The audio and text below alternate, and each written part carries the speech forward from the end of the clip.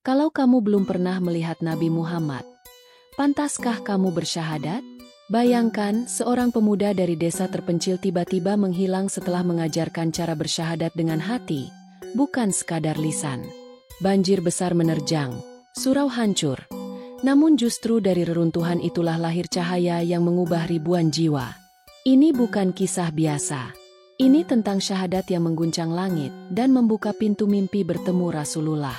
Tonton sampai habis, karena satu kalimat ini bisa mengubah cara kamu melihat iman selamanya. Simak kisahnya dan jangan lupa subscribe, like dan komen. Semoga yang komentar diberikan kemudahan dalam segala hal dan dimudahkan dalam mendapatkan rejeki. Amin ya robbal alamin. Di sebuah desa sejuk bernama Ciparai, hidup seorang pemuda bernama Jaya, yang sejak kecil telah terbiasa mendengar lantunan azan dari surau dekat rumahnya. Ia tumbuh sebagai muslim, menjalankan sholat, mengaji, dan membaca kalimat syahadat. Tapi suatu hari, saat usianya menginjak 30, ia mulai bertanya pada dirinya sendiri, apakah aku benar-benar memahami apa yang aku ucapkan setiap hari? Jaya duduk termenung di depan mushaf yang telah menemaninya sejak lama. Hatinya gelisah.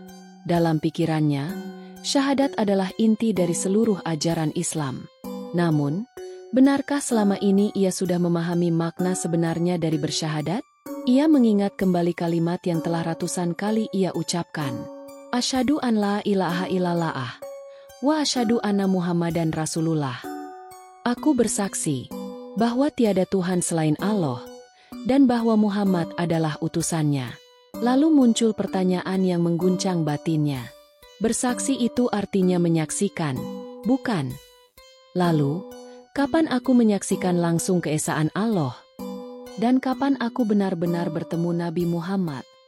Pertanyaan-pertanyaan itu membuat Jaya makin tenggelam dalam perenungan. Ia pun mulai mencari jawaban dari para guru dan kitab-kitab lama. Tapi, semakin ia mencari, semakin ia sadar bahwa banyak orang mengucapkan syahadat hanya sebagai formalitas masuk Islam, tanpa benar-benar merasakan arti dari penyaksian itu. Bayangkan, jika seseorang menjadi saksi di pengadilan, tapi ternyata ia tidak pernah melihat peristiwa yang disaksikannya, maka kesaksiannya palsu, bahkan bisa dihukum. Bagaimana dengan syahadat yang palsu? Jaya mulai merasa takut. Bukan takut karena ancaman, tapi takut karena merasa selama ini mungkin hanya mengucapkan kata-kata kosong tanpa makna yang dalam. Ia teringat sebuah kisah yang pernah ia baca, tentang seorang buta yang bisa berjalan puluhan kilometer tanpa menabrak. Si buta itu tak menggunakan mata, tapi ia melihat dengan rasa. Maka, Jaya pun mulai memahami bahwa untuk benar-benar menyaksikan, tak selalu harus dengan mata kepala. Ia mulai belajar mengenali Rasulullah bukan dari gambar atau lukisan, tapi dari sifat-sifatnya, akhlaknya, kelembutannya, dan cintanya kepada umat. Ia pelajari surat At-Taubah ayat 128 dan 129. Ia renungi maknanya dalam-dalam. Hari demi hari, rasa itu makin tumbuh dalam dadanya. Dan pada suatu malam yang sunyi, saat ia menyebut nama Rasulullah, hatinya tiba-tiba bergetar, dan air matanya jatuh tanpa bisa ia tahan. Saat itulah ia merasa, untuk pertama kalinya ia benar-benar menyaksikan dengan rasa, siapa Rasulullah yang selama ini hanya disebut dalam ucapan. Malam di desa Ciparai terasa sunyi. Angin menyusup melalui celah-celah jendela rumah Jaya yang sederhana. Di tengah gelap dan tenangnya malam, Jaya duduk bersila. Di hadapannya, hanya lampu minyak yang redup dan sebuah mushaf yang terbuka di tengah. Ia menutup matanya perlahan. Dalam keheningan itu, ia mengingat sebuah pelajaran dari gurunya, bahwa melihat tidak selalu dengan mata, bahwa hati manusia pun bisa menjadi alat untuk menyaksikan. Jika orang buta saja bisa tahu arah dan mengenali benda hanya dengan rasa, bagaimana mungkin aku yang memiliki mata dan akal tidak bisa mengenal Rasulku? Gumamnya lirih. Jaya mulai masuk ke dalam keheningan jiwanya. Ia mengingat aroma tanah setelah hujan, suara azan yang bergema di pagi hari, dan kehangatan ibunya ketika kecil. Semua rasa itu tidak bisa ditipu. Ia tidak melihat, tetapi ia tahu, ia merasa, dan ia yakin. Kalau kopi bisa dikenali lewat rasa, maka sosok mulia pun bisa dikenal lewat rasa juga, pikirnya. Ia mulai memahami bahwa rasa bukan sekadar emosi, tapi rasa adalah pintu menuju makna terdalam. Rasa bisa membedakan yang asli dan yang palsu. Rasa bisa menjadi saksi yang paling jujur. Kalau aku benar ingin mengenal Rasulullah, aku harus kenali dulu akhlaknya. Aku harus pahami sifat-sifatnya. Aku harus hadirkan sosoknya dalam hatiku sebelum aku berani bersaksi atas namanya. Malam itu, Jaya membuka lembaran tentang sejarah hidup Rasulullah. Ia baca pelan-pelan tentang bagaimana Rasulullah tidak pernah membalas hinaan dengan amarah. Tentang bagaimana beliau menangis diam-diam demi umatnya. Tentang bagaimana beliau tidur di atas pelepah kurma meski bisa saja hidup mewah. Dan saat sampai pada kisah wafatnya, Jaya tak bisa menahan air matanya. Tangisnya pecah. Tapi bukan karena sedih. Bukan pula karena takut. Tapi karena rasa cinta yang mulai tumbuh dalam hatinya. Cinta yang tidak lagi dari kata-kata, tapi dari rasa yang tulus dan dalam. Jaya mulai mengerti bahwa untuk menyaksikan Nabi tidak harus melihat jasadnya. Cukup dengan menyaksikan nur atau cahaya sifatnya dalam hati. Dan itu hanya bisa dicapai melalui rasa yang jujur. Ia menyentuh dadanya, lalu berbisik pada dirinya sendiri. Sekarang aku tahu, inilah jalan menuju makna syahadat yang sejati. Pagi itu, embun masih bergantung di ujung dedaunan. Burung-burung kecil mulai berkicau di atas pohon mangga yang tumbuh di halaman rumah Jaya. Ia baru saja selesai salat subuh ketika suara ketukan pintu terdengar pelan. "Assalamualaikum, Kang Jaya." Suara pemuda dari luar memanggil. Jaya membuka pintu. Di hadapannya berdiri Dedi, anak muda dari kampung sebelah yang selama ini dikenal sebagai pemuda keras kepala. "Ada yang bisa saya bantu, Dedi?" tanya Jaya ramah. Dedi menunduk sebentar. "Saya dengar dari Pak Guru, Kang Jaya sedang mempelajari syahadat lewat ilmu rasa. Saya ingin belajar juga." Jaya tersenyum. Bukan senyum kemenangan, tapi senyum penuh harapan. Dalam hati ia tahu, ini adalah awal dari sesuatu yang lebih besar. Malam-malam berikutnya, halaman rumah Jaya tak pernah sepi. Pemuda, petani, ibu rumah tangga, hingga para lansia datang bergiliran. Mereka tidak datang untuk pengajian biasa. Mereka datang karena ingin merasakan makna syahadat, bukan sekadar menghafalnya. Jaya tidak mengajari dengan ceramah panjang. Ia hanya mengajak mereka duduk hening, membuka diri, membaca sejarah Rasulullah, dan mengenali sifat-sifat beliau. Ia ajak mereka menangis bersama, tertawa bersama, dan menyelami rasa bersama. Dan perubahan pun mulai terasa. Pak Ujang, yang dulu sering marah-marah di pasar, kini lebih sabar. Mak Iroh, yang dulunya sinis, kini rajin menebar senyum. Anak-anak muda yang dulu malas ke masjid, kini datang lebih awal, duduk diam, dan menangis saat mendengar nama Rasul disebut. Desa Ciparai mulai diterangi cahaya. Tapi bukan cahaya listrik, melainkan cahaya dari hati yang mulai menyaksikan makna kalimat suci itu. Asyhadu an la ilaha illallah, wa asyhadu anna Muhammadan Rasulullah. Semua berubah, bukan karena paksaan, tapi karena rasa yang jujur. Dan di balik semua itu, Jaya sadar bahwa tugasnya belum selesai. Ia harus terus menjaga nyala rasa ini, bukan hanya dalam dirinya, tapi di hati semua orang yang telah datang menyaksikan kebenaran lewat syahadat yang hidup. Berita tentang Jaya dan kajian rasa syahadatnya mulai tersebar ke desa-desa lain. Banyak yang datang ingin belajar, tapi tak semua menyambut dengan senang. Di desa Ciburu, sekitar 20 menit dari Ciparai, tinggal seorang ustaz tua bernama Kiai Masduki. Ia dikenal keras dalam menjaga kemurnian ajaran. Saat mendengar kabar bahwa Jaya mengajarkan syahadat lewat rasa, wajah Kiai Masduki langsung mengeras. Syahadat itu akidah, tak bisa dijadikan mainan rasa, serunya di hadapan para santri. Beberapa hari kemudian, Kiai Masduki datang langsung ke Ciparai, ditemani 3 muridnya. Ia menemui Jaya usai salat maghrib di surau kecil. "Jaya," ucapnya tegas, Aku mendengar kau mengajarkan syahadat bukan dengan ilmu, tapi dengan perasaan. Itu berbahaya. Bisa menyesatkan orang awam. Jaya tenang. Ia tidak menjawab tergesa-gesa. Ia tahu, ini bukan perdebatan yang bisa dimenangkan dengan suara keras. Saya tidak mengubah lafadznya, Kiai. Tidak pula mengubah artinya. Saya hanya mengajak orang menyelami maknanya, bukan sekadar mengucapkannya, jawab Jaya lembut. Tapi rasa bisa menipu. Apa jaminanmu bahwa rasa itu berasal dari petunjuk Allah, bukan dari hawa nafsu atau bisikan jin? Jaya menatap Kiai Mas Duki dengan mata yang tak gentar. Rasa memang bisa menipu, jika tidak dibimbing oleh ilmu dan adab. Tapi Kiai, bukankah hati manusia juga tempat Allah menurunkan cahayanya? Perdebatan malam itu berlangsung lama. Beberapa warga berkumpul, gelisah, takut akan muncul fitnah. Tapi Jaya tidak membela diri. Ia tidak memojokkan Kiai Mas Duki. Ia hanya menjawab dengan ketulusan dan kisah. Ia ceritakan bagaimana seorang buta bisa mengenali jalan tanpa melihat. Ia ceritakan bagaimana orang menangis saat menyebut nama Rasul, padahal belum pernah bertemu langsung. Ia ceritakan pula bagaimana perubahan nyata terjadi di Ciparai, bukan karena dogma, tapi karena rasa yang tumbuh dari pengenalan akan akhlak Rasulullah. Kiai Mas Duki tak berkata banyak setelah itu.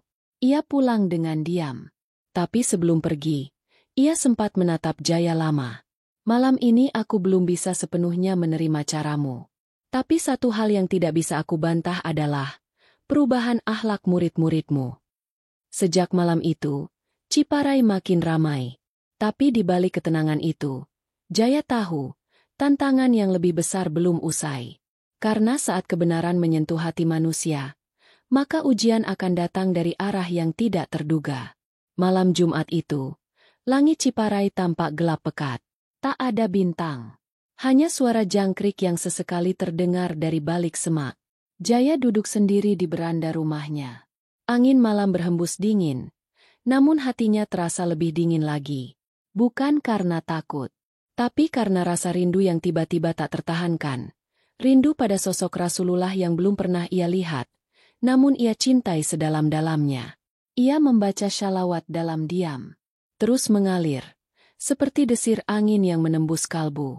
Lalu, perlahan-lahan, matanya terasa berat. Ia tertidur dengan tenang. Dalam tidur itu, Jaya melihat dirinya berada di sebuah padang yang sangat luas.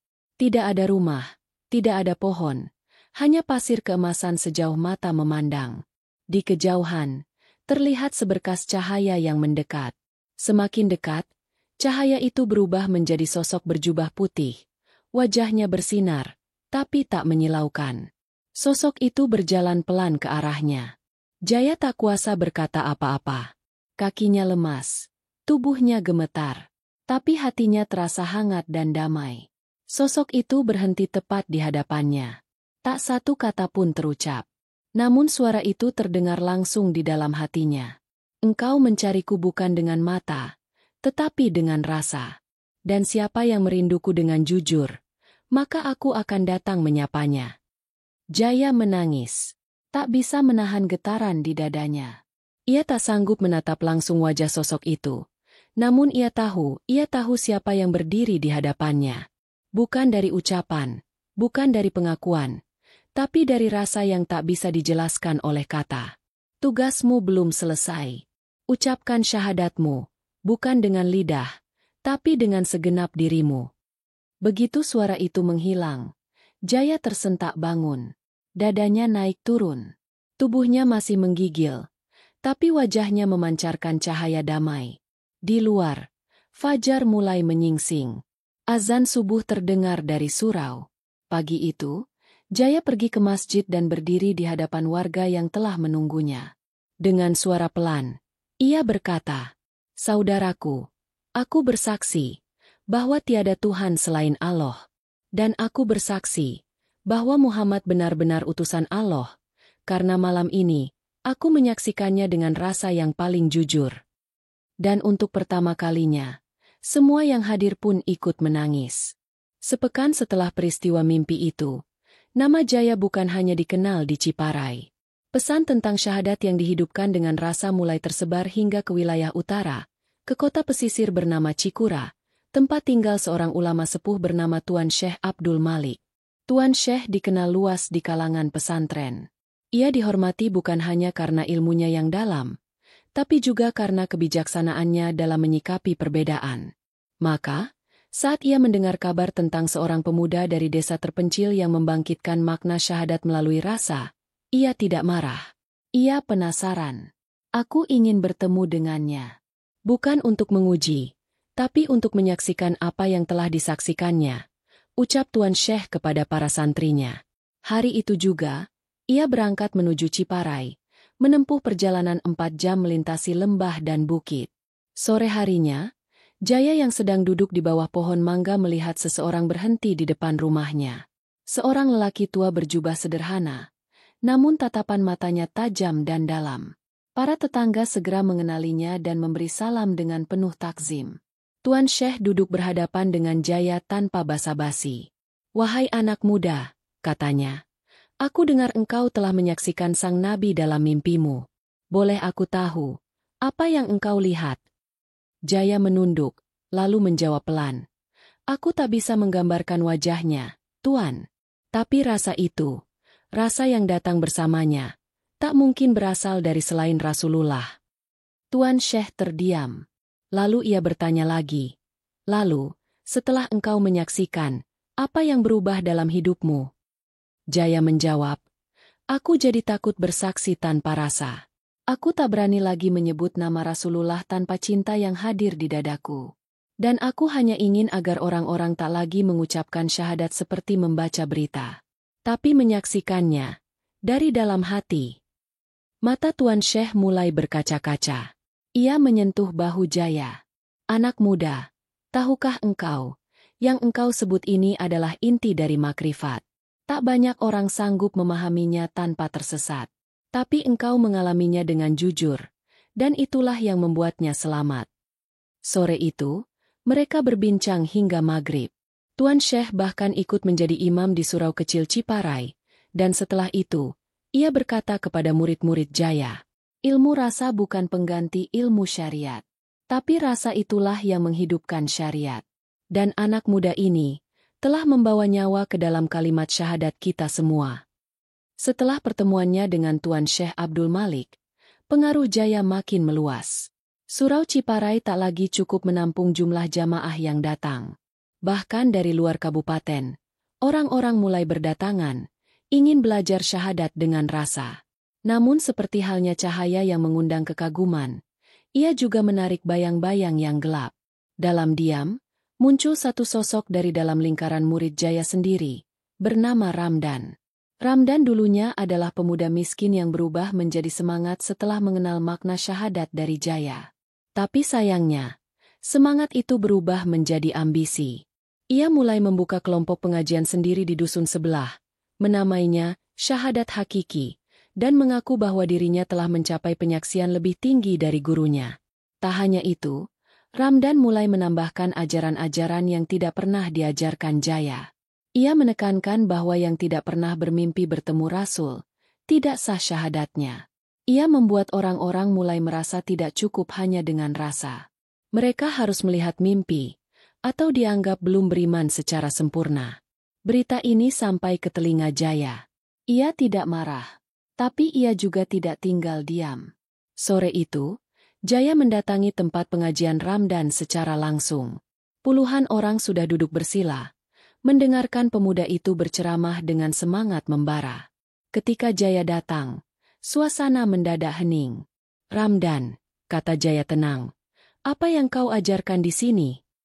Ramdan berdiri, tampak sedikit gugup tapi tetap mencoba tegas. "Aku hanya melanjutkan apa yang guru ajarkan, tapi dengan penambahan agar mereka lebih yakin. Jika yang kau tambah itu berasal dari kebenaran, aku akan diam.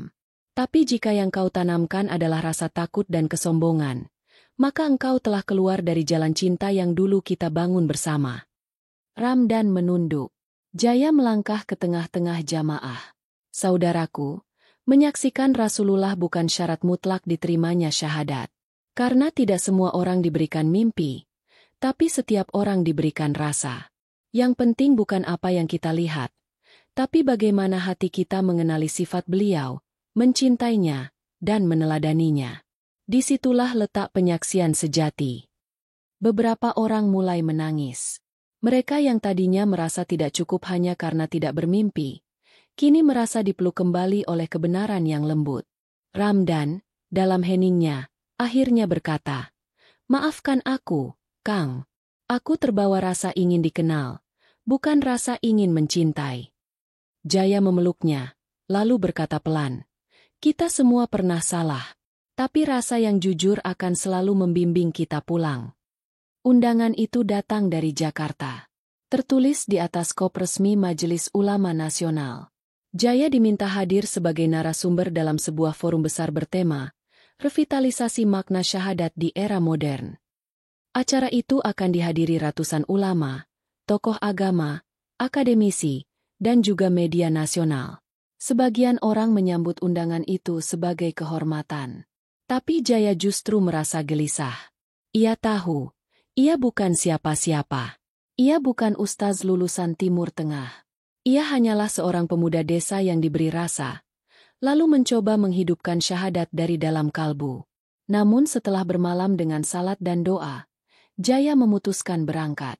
Di gedung megah itu, Jaya duduk berdampingan dengan para tokoh yang ia kagumi sejak dulu hanya lewat buku dan televisi. Namanya disebut sebagai Jaya dari Ciparai, pelopor syahadat berbasis rasa spiritual. Saat tiba gilirannya berbicara, Jaya berdiri dengan tenang. Ruangan itu senyap. "Assalamualaikum warahmatullahi wabarakatuh," ucapnya pelan. "Saya bukan ulama. Saya bukan juga ahli tafsir. Tapi saya seorang hamba yang menangis saat menyebut nama Rasulullah, dan merasa malu karena pernah mengucap syahadat tanpa rasa yang jujur." Ia lalu menceritakan kisah-kisah dari Ciparai. Tentang warga yang berubah karena mengenali sifat Rasul. Tentang syahadat yang tak lagi kaku, tapi menjadi jembatan cinta antara hamba dan Tuhannya. Namun setelah ia berbicara, tangan seorang ulama senior terangkat. "Saudara Jaya," katanya, "apa jaminan bahwa rasa yang engkau maksud bukan hanya perasaan pribadi? Bagaimana umat bisa dibimbing jika landasannya bukan dalil syariat, melainkan rasa yang bisa berubah-ubah?" Ruangan menjadi tegang. Jaya menunduk sejenak, lalu menjawab, "Rasa bisa berubah, benar. Tapi jika rasa itu tumbuh dari cinta yang tulus kepada Rasulullah, ia akan selalu mengarah pada kebaikan. Saya tidak menggantikan syariat. Saya hanya menghidupkannya kembali dalam batin. Karena terlalu banyak dari kita yang hafal, tapi tak menyentuh. Tahu, tapi tak mencinta." Beberapa ulama saling berpandangan. Lalu, seorang profesor dari Universitas Islam ternama berdiri dan berkata, "Saudaraku, bukan semua rasa itu sesat. Jika rasa itu lahir dari kerendahan hati, dari zikir, dari cinta, maka rasa itu adalah karunia." Apa yang dilakukan Jaya adalah menggugah kembali ruh syahadat yang selama ini tertutup oleh rutinitas. Tepuk tangan perlahan pun terdengar. Tidak semua setuju, tapi tidak juga semua menolak.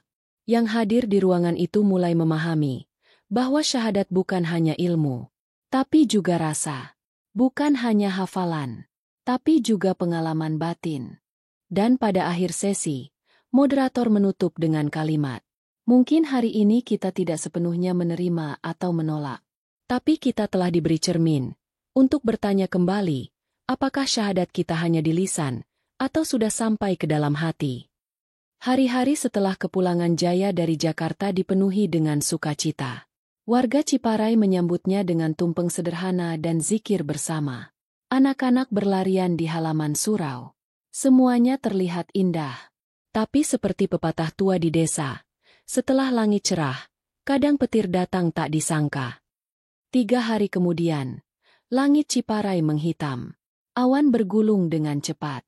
Hujan deras turun seperti tumpah dari langit. Sungai kecil di sisi timur desa meluap, menghancurkan jembatan bambu yang menghubungkan 2 dusun. Rumah-rumah di dataran rendah tergenang. Lumbung padi hanyut. Ayam-ayam lenyap di bawah arus. Dan yang paling menyedihkan, Surau kecil tempat Jaya biasa mengajar, runtuh diterjang longsor. Warga panik. Teriakan dan tangis terdengar di mana-mana. Beberapa orang mulai saling menyalahkan, dan tak sedikit yang berkata, "Ini azab. Kita terlalu banyak berbicara agama, tapi lupa pada bumi yang harus dijaga." Malam itu, Jaya berdiri di tengah lapangan desa, basah kuyup oleh hujan. Warga berkumpul di sekelilingnya. Beberapa dari mereka memandangnya seolah menuntut jawaban. Seolah ingin tahu, apakah syahadat dengan rasa juga mampu menghadapi duka sebesar ini? Jaya mengangkat tangan dan berseru. Suaranya nyaris tenggelam oleh gemuruh langit. "Saudaraku, syahadat bukan jimat penolak bencana. Tapi syahadat adalah kekuatan untuk bertahan saat dunia runtuh di sekeliling kita." Ia mendekati seorang ibu yang kehilangan rumahnya. Lalu memeluk seorang anak kecil yang tak bisa lagi menemukan ayahnya yang hanyut terbawa arus. "Kita bersaksi bahwa tidak ada Tuhan selain Allah. Maka dalam segala keadaan, hanya kepadanya kita kembali. Kita bersaksi bahwa Muhammad adalah utusan Allah. Maka dalam setiap musibah, kita ingat bagaimana beliau bersabar, bahkan ketika anak-anak dan sahabat-sahabatnya wafat di depannya." Air mata mulai jatuh, bukan lagi karena takut, tapi karena hati mereka disentuh kembali oleh rasa yang dulu pernah hadir. Esok paginya, Ciparai tidak lagi hanya berisi keluhan. Warga mulai membersihkan puing bersama. Mereka membangun surau darurat dari kayu dan terpal. Dan yang paling menggetarkan, kalimat syahadat mulai terdengar di setiap sudut desa. Bukan karena kewajiban, tapi karena kebutuhan jiwa. Dan di tengah kehancuran itu, Jaya berdiri dengan luka di tangan, lumpur di kaki, tapi cahaya di wajahnya. Ia tahu bahwa ini bukan akhir, tapi titik balik. Titik ketika syahadat tak lagi hanya ucapan, tapi menjadi napas yang menghidupkan kembali setiap jiwa yang hancur. 3 bulan berlalu sejak banjir besar mengguncang Ciparai. Desa itu kini tampak berbeda. Rumah-rumah dibangun lebih kokoh. Surau yang runtuh diganti dengan bangunan baru dari kayu jati dan atap sirap. Di atas mihrab, tertulis kaligrafi sederhana. Syahadat bukan hanya ucapan, tapi penyaksian hati yang jujur. Namun ada satu hal yang membuat semua bertanya-tanya. Kemana Jaya? Sejak pembangunan surau selesai, Jaya tak lagi terlihat. Ia pamit pada malam terakhir zikir bersama, tanpa kata perpisahan, tanpa pesan panjang. Ia hanya meninggalkan selembar kertas yang ditaruh di meja kayu surau. Tulisannya sederhana. "Jika rasa itu sudah tumbuh dalam hatimu, maka kau tak lagi membutuhkan aku. Karena yang harus kau ikuti, bukan aku, tapi Rasulmu." Desa Ciparai merindukannya. Tapi tak ada yang menangis. Karena kepergian Jaya bukan kehilangan. Justru menjadi peringatan bahwa setiap orang kini memikul sendiri makna syahadat di dalam dadanya. Dan warisan itu terus hidup. Anak-anak mulai diajari syahadat bukan hanya sebagai hafalan, tapi sebagai jalan mengenal kasih sayang. Ibu-ibu mengajarkan cinta kepada Rasul dengan cerita, bukan ancaman. Para lelaki memimpin rumah tangga mereka dengan sabar, karena tahu, itulah yang diteladankan sang Nabi. Dan setiap malam Jumat, di surau itu, selalu ada satu orang yang duduk paling lama. Ia tak bicara, hanya memejamkan mata dan tersenyum. Katanya, ia sedang merasakan aroma keringat Rasulullah dalam doa-doanya. Tak ada lagi yang mencari Jaya, karena semua sudah menemukan dirinya sendiri. Dan dari suatu tempat yang tak dikenal, mungkin Jaya pun tersenyum. Karena akhirnya, syahadat telah kembali, bukan sebagai suara, tapi sebagai cahaya yang tinggal di dalam dada.